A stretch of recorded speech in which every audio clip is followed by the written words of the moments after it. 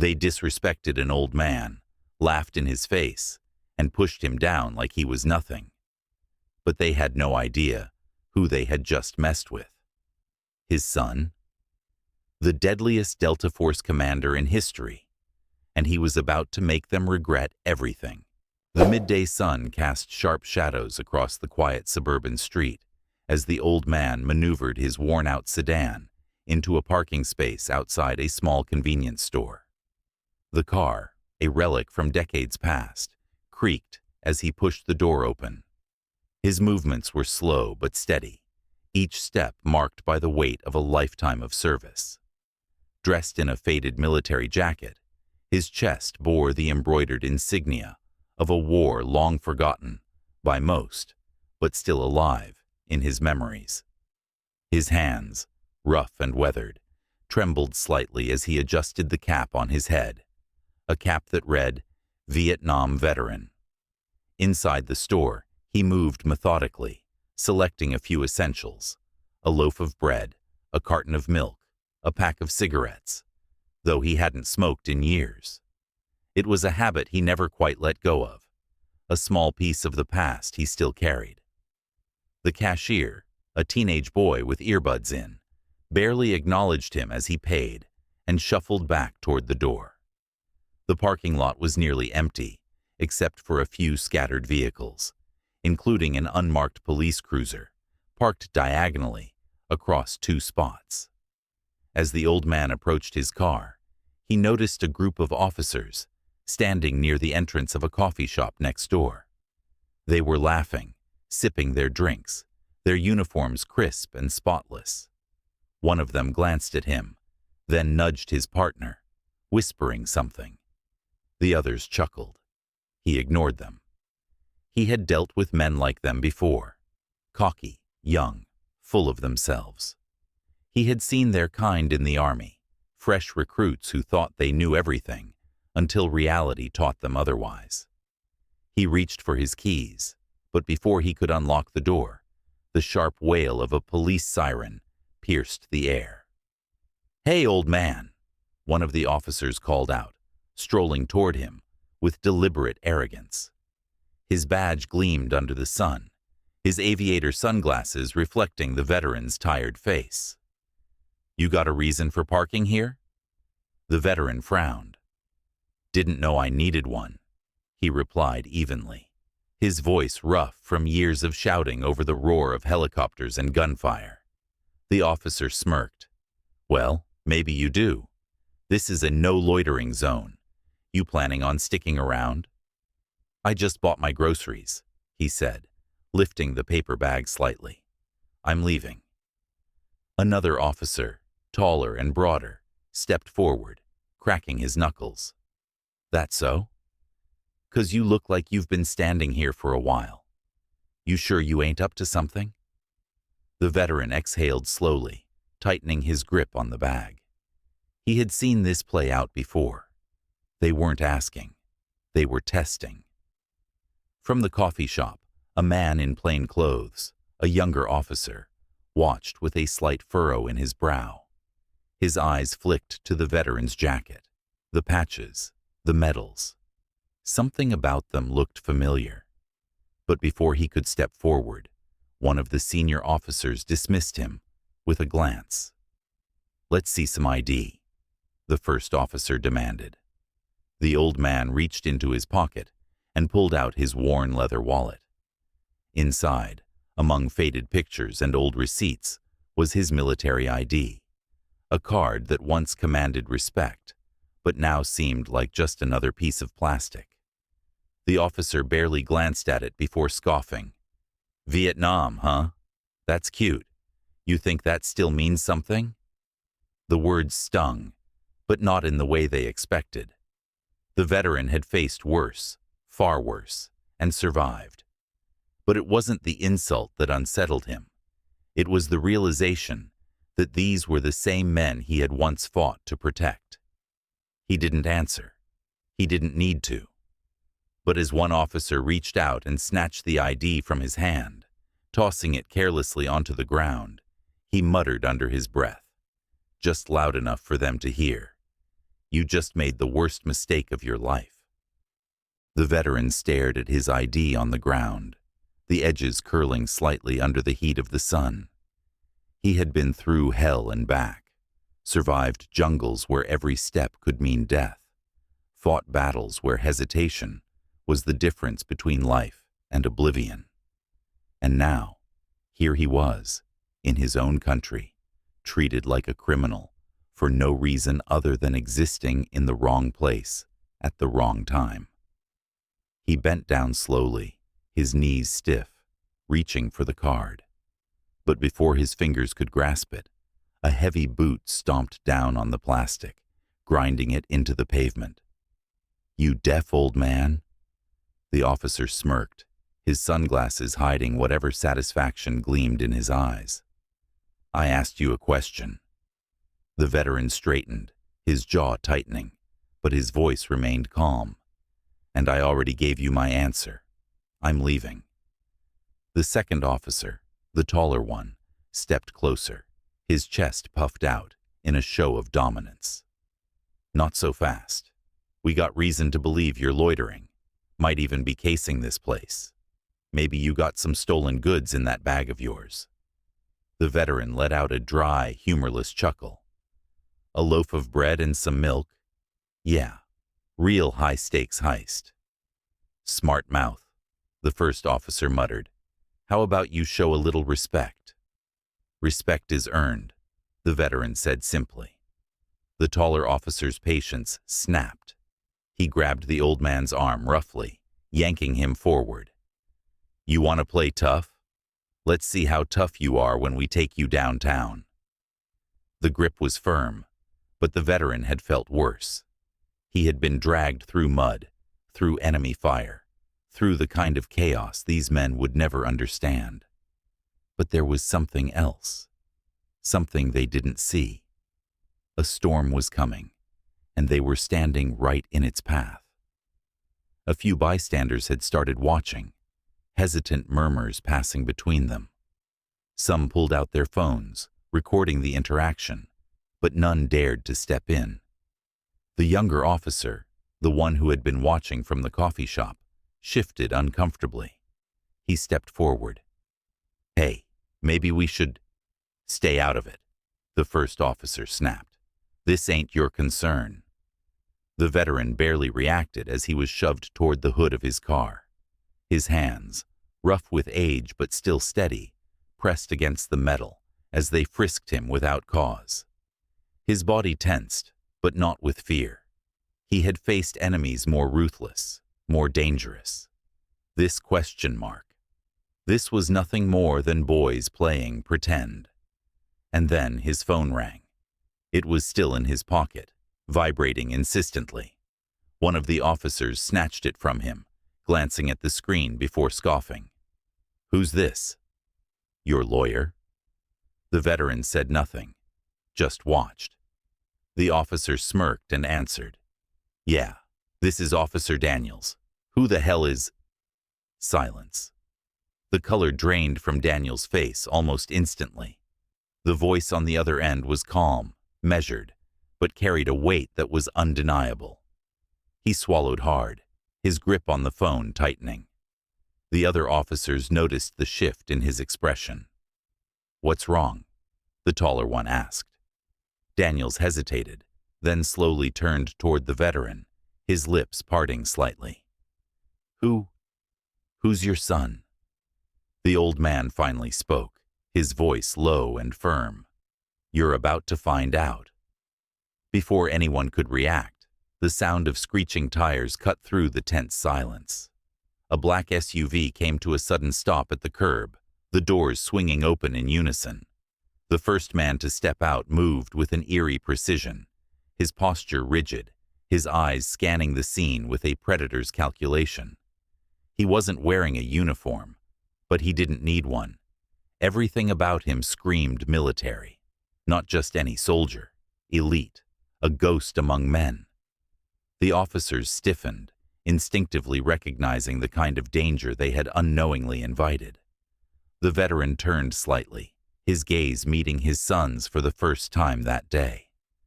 No words needed to be exchanged. The son took a single step forward, and the officers, for the first time, felt something they hadn't expected. Fear. The moment the man stepped out of the black SUV, the energy in the air shifted. It wasn't just the rigid stance, the military-cut hair, or the way his eyes scanned the scene like a battlefield. It was something deeper, something primal. A presence. The kind that men like these officers had never encountered in real life, only seen in movies and war stories. He was tall, broad-shouldered, his movements unnervingly precise, as if every step was calculated. He wore a plain black tactical shirt, sleeves rolled up just enough to reveal old scars running along his forearms. His face was unreadable, but his eyes, cold, sharp, assessing, locked onto the group of officers like a predator sighting prey. Silence swallowed the street. The officers who had been so cocky, so sure of themselves just moments ago, now stood frozen. They didn't know who he was, not yet, but instinct screamed at them that they had just made a very, very big mistake. The veteran exhaled slowly, adjusting his posture. He didn't smile, didn't gloat. He simply watched as his son closed the distance. Officer Daniels, the one who had answered the phone, cleared his throat, forcing himself to break the silence. "Who the hell are you?" The man didn't answer. Instead, his gaze flicked downward, to his father, still pressed against the car, hands flat on the hood, to the discarded military ID on the ground, smeared with dust and boot prints. His jaw tightened just slightly, but his face remained unreadable. He turned his head slightly, looking at the younger officer who had hesitated earlier, the only one who seemed to have second thoughts. "You. What happened here?" The young officer opened his mouth, but the senior officers shot him a warning glare. He hesitated. Then, almost imperceptibly, the man took a single step closer. His voice, when he spoke, was low, even, lethally calm. "I asked you a question." The young officer swallowed hard. They stopped him, said he was loitering. He wasn't. Then they started messing with him. His eyes flicked to Daniels, then back to the stranger. "I told them to back off." A slow blink, a flicker of something in the man's expression. Acknowledgement. Then he turned to the rest of them. "Which one of you put your hands on him?" No one answered, but the way the taller officer, Henderson, shifted ever so slightly gave it away. The son didn't move, didn't raise his voice, didn't posture. He simply looked at Henderson, letting the silence stretch, letting the weight of his presence press down. "You have 3 seconds, he said, "to apologize to my father." Henderson scoffed, though the bravado in his voice wasn't as strong as before. Or what?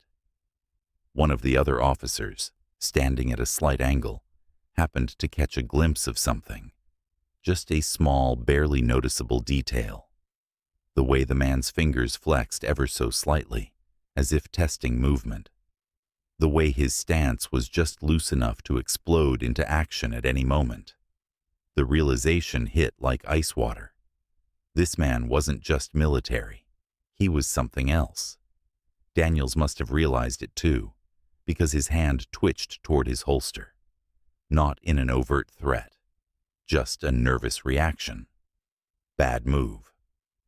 The man's eyes snapped to him instantly, and in a blur of movement so fast it was almost imperceptible, he closed the distance. 1 second, he was standing 5 feet away. The next, his hand was wrapped around Daniel's wrist, locking it in place with an iron grip. "You don't want to do that," he murmured. Daniel stiffened, barely breathing. The man let go just as quickly, stepping back, but the message was clear. "You are not faster than me. You are not stronger than me. And you are not in control here." Henderson clenched his jaw. "Look, I don't know who the hell you think you are." A sharp bark of laughter cut through the air. Not from the veteran, not from his son, from the younger officer.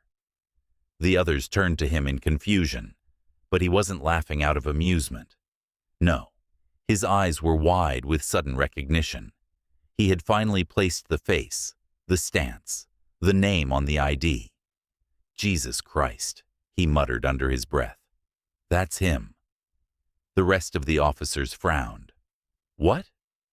The young officer swallowed hard, his voice barely above a whisper. He's... He turned to look directly at Henderson. "Do you know who you just put your hands on?" Henderson's arrogance wavered, but he doubled down. "Who cares? Some washed-up soldier's kid?" The younger officer exhaled sharply, then turned back to the man, the one whose very presence had sent chills down his spine. "Delta Force," he murmured. "Special Operations. The deadliest team in U.S. history." Henderson scoffed again, but it was weaker this time. "So what?" The younger officer didn't blink. "He's the Delta Force commander, the one they don't even put in official records, the one they call when the mission is impossible, the one who trained the guys who trained us." A thick silence followed. Then, finally, the veteran spoke, his voice quiet, steady. "Apologize to my son," he said.